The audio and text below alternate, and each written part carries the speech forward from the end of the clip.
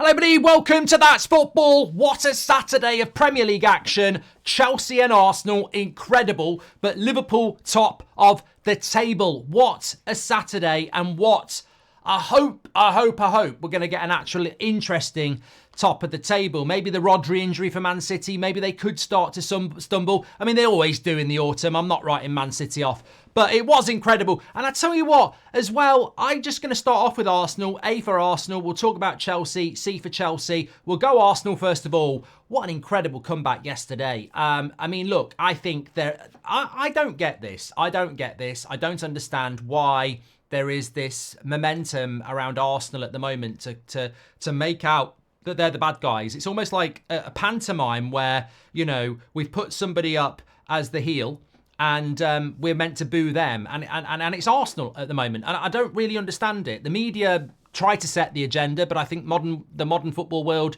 will ridicule the media when they get it wrong. And I think they've missed with this. They've tried to turn Arsenal into this, you know, enemy of football that everyone's meant to be booing because Raya went down injured and they parked the bus against 10 men and apparently they've got the dark arts. And it was almost like yesterday they were all ready to jump on Arsenal because they bottled it at home to Leicester and let's laugh at Arsenal. And I'm sort of sat there going, look, obviously I don't want Man City to win the league. As a United fan, I'm fed up with Man City. I think a lot of people are. What they're going for, 6 in 7. But I find it incredible that we're meant to be, you know, against Arsenal. And a lot of people are against Arsenal. You know, I've seen, you know, certain podcasts, etc. And I'm like, they haven't won the title in 20 years. And they haven't won the title in the last 2 years. Man City are the team that keep winning it. If we're going to jump on anyone, we should be jumping on Man City like people used to jump on United when we were winning it every year. So I don't really understand that. And I think it was great that Arsenal won yesterday. I was very happy that Arsenal won yesterday because I just feel like there's been a bit of an agenda against them all week. And I want a title race. And if Arsenal had drawn yesterday, you're sort of like going, who's going to pick up the mantle? So I thought it was incredible to do that. And also, I think, you know, when you look at the stats of the game, Leicester virtually had 2 shots and scored. And Arsenal had about 100 and it was 2-2. So however they won it, I think it was important for the title race. So congratulations to them.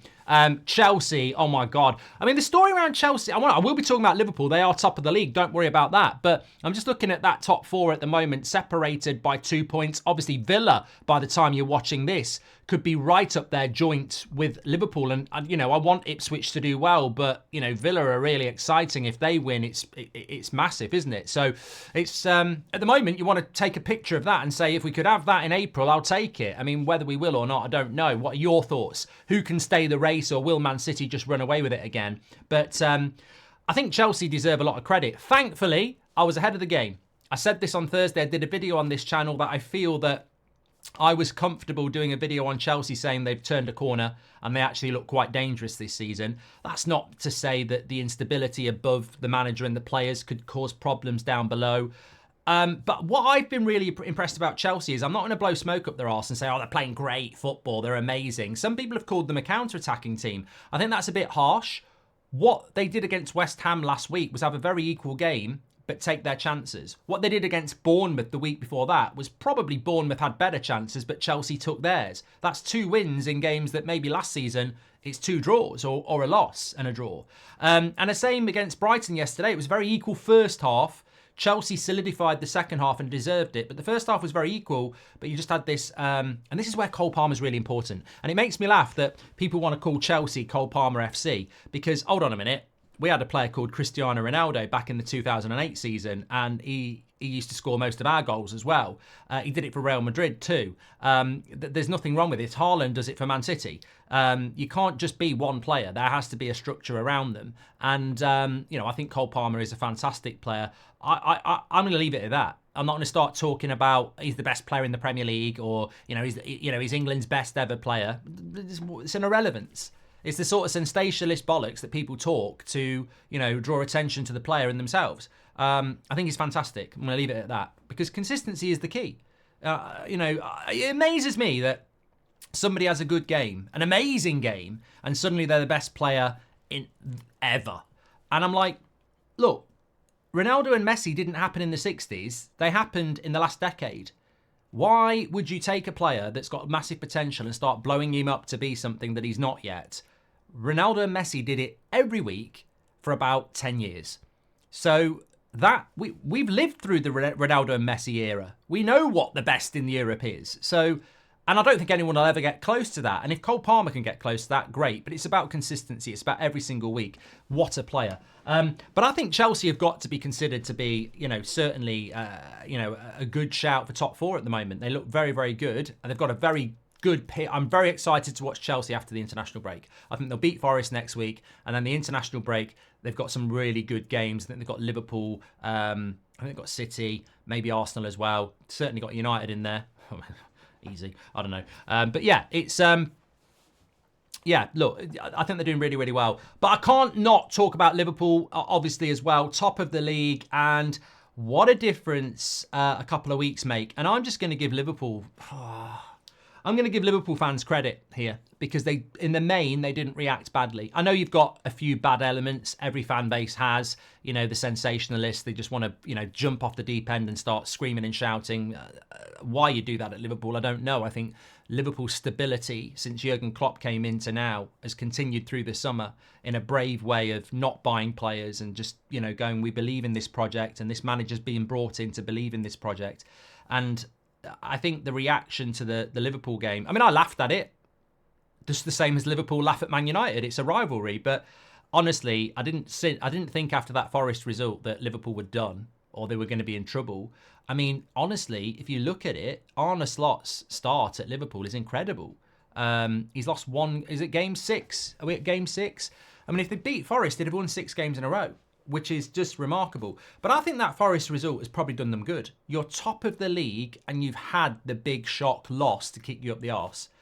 Many managers will say that. You want to win every game when you come into a club, but you're almost waiting for that loss to see how your team reacts to it. Well, they've got that loss out the way at Anfield against the team they expect to beat, and here they are sat top of the league. So if you're Liverpool, you're going to be very, very happy. And I know Wolves are bottom of the league, but I think Wolves are a decent side. I do not think they'll be anywhere near the relegation once they start playing better teams. I mean, Wolves have had to play Arsenal, Chelsea, Newcastle, Liverpool, and they've played somebody else quite difficult as well. So I think Wolves are a difficult team. They just can't score goals, and Liverpool took advantage of them and got the result yesterday. So I think it was fantastic from Liverpool, and I think we've got a really exciting title race at the moment.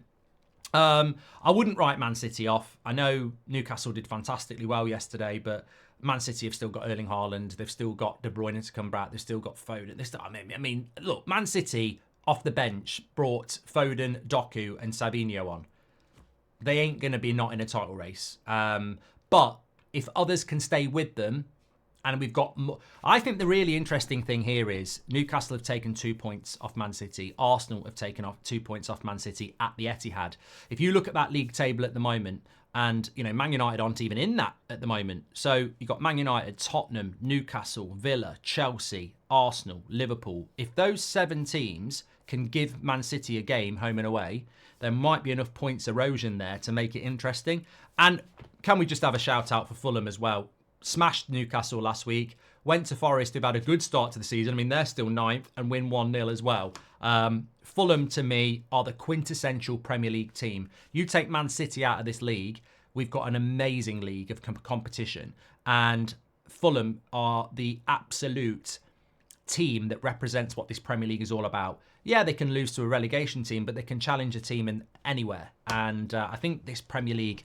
Look, Man City are a juggernaut. I'm not digging them out. This is not what this video is all about. But if you took them out of this league, it would be an incredible league. It would, because they're just so good. They've got so many good players. They've got such a big squad.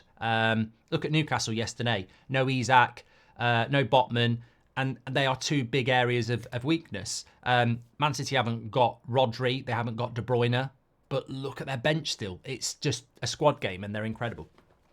Get your comments in below. It's game on in the Premier League. Make sure you smash a like on the video. And don't forget, midday tomorrow, live from the Goldbridge Arms, it's our Premier League review show. And I'm live on the United stand for Spurs against Man United this afternoon. Take care, everyone. Get your comments in below. What are your thoughts on Chelsea, Arsenal, Liverpool? Can they push Man City? And are Chelsea now going to be a top 4 side? Or is it just a bit of a blip?